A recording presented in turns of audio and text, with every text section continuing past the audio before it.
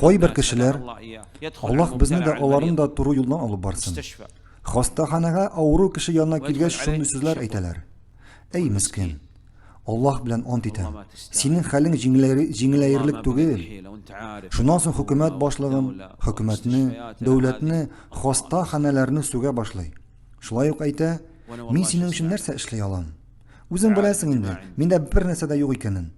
Тегесе саран, монысы мондый, бу сине давалаган табиб иң әшәке табибларның берседер.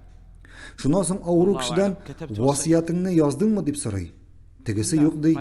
Васиятыңны да язырга өлгермичә үләрсең ахырсы ди. Әйтерсең бу кеше юри авыручының ачуын чыгарга килгән. ما تستاهل كأنه هذا أرحم به من الله. Һәм шуннан соң бу авыручы янына башка кеше керә.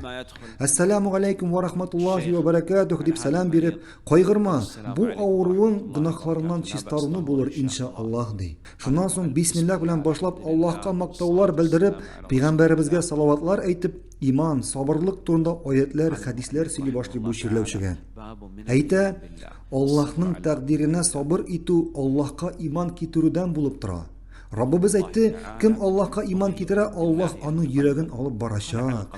Галь-камах. Аллаһ аңа рәхимле булсын әйтте, әгәр кеше белсә икән сынау өчен Аллаһта аның өчен нәрсә әзерләнеп куелганын, ул бу авырлыкка риза булып борчылмас иде. Бу сүзләрдән соң авыручы бу кешегә китмә, утыр янымда гына дип әйтәчәк. Я кардәшләрем, Аллаһның тәкъдиренә ризасызлык сүзләре әйтү ширик сүзләр булып тора. Бу мәсьәләгә бик игътибарлы булырга кирәк.